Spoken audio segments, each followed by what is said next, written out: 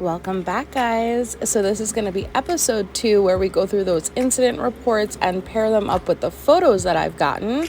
So this is the incident with the Suboxone, and the report states that on Tuesday, November 1st, 2022, at approximately 12:45 hours, we have a Deputy Quijano who was working as a uniformed patrol Lee County Sheriff's deputy operating a marked Sheriff's Office vehicle within Lee County. It goes on to state that Deputy Quijano responded to the LCSO core facility, which is at 2501 Ortiz Avenue, in reference to that information. So upon arrival, the deputy made contact with DFC Mallet, who advised that they had received a tip by an inmate identified as Gendron, stating that he would be receiving a package that was not his and that would contain narcotics. So DFC Mallet advised that they intercepted the package in question, which was made out to Gendron from his attorney. However, was not labeled the way that attorney normally labels his mail. DFC Mallet advised that along the adhesive strip on the envelope, several suspected Suboxone strips were attached.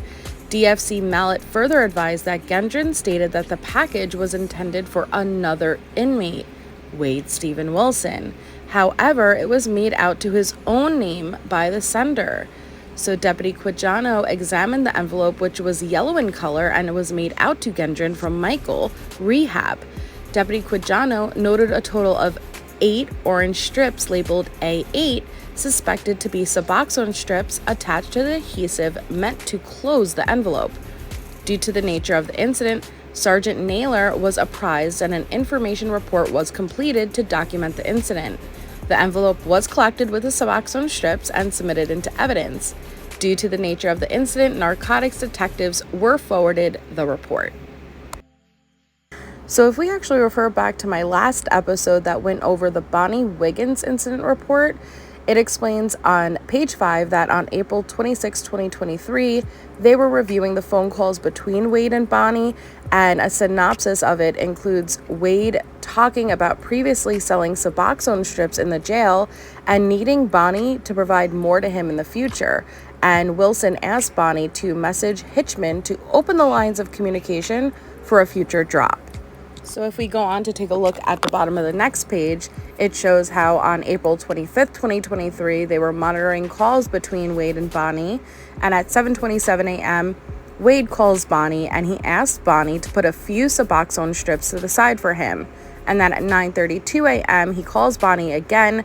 And on that call, Bonnie talks about the Suboxone strips, and Bonnie says that she can get 5 for him. But of course, Wade asks for 6 just because he needs to be difficult and have an even split between the two bags. All right, so our first photo up is that envelope that I referred to earlier that was made out to an inmate, Gendron, and claimed to be from his lawyer. Now, Gendron is the one who gave them the heads up. Hey, this envelope is coming in with narcotics. It's supposed to be for Wade. It is not mine. And so that's how they intercepted it. And I made the redactions just because I didn't want Gendron or the attorney's name on it. But this is essentially how Bonnie was getting Suboxone into the jail for Wade by filling it out for another inmate claiming to be from his damn lawyer. And next up, we have that actual envelope once it's flipped around and you go to open it. As you can see, those 8 Suboxone strips are so methodically placed along the adhesive. Now, I find this interesting because when we first went over this report, my brain couldn't really comprehend, okay, how did they put these Suboxone strips? Like, wouldn't they melt? But I never could have imagined that it would be this blatantly obvious. And the fact that Wade and Bonnie were sending it through another inmate claiming to be from his lawyer, obviously they thought they were gonna outbeat the system and be smart enough to, hey, they're not gonna look that closely if it's from an attorney, right? But also the fact that they were totally willing to have this other inmate go down for it, I don't know, like that's another level of messed up in my opinion. And then I just wanted to actually circle where the Suboxone is for anyone who may not be super familiar or educated with what it is. So these are sublingual films that you put underneath your tongue and they dissolve. Kind of like imagine those Listerine breath fresheners, that film that you put on your tongue and it freshens up your breath very quickly. It's that same type of thing. Like as soon as it hits your tongue, it dissolves. Last but not least for this report, we have our final photo, which is just a more zoomed out image of that same envelope.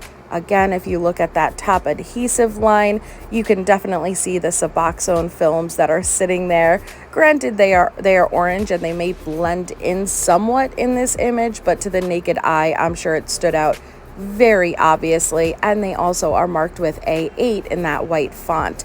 So this is Bonnie and Wade's great idea of how to get the drugs in. And hey, they were successful for about a month prior to being caught. And yeah, they were using other inmates. And so there you go.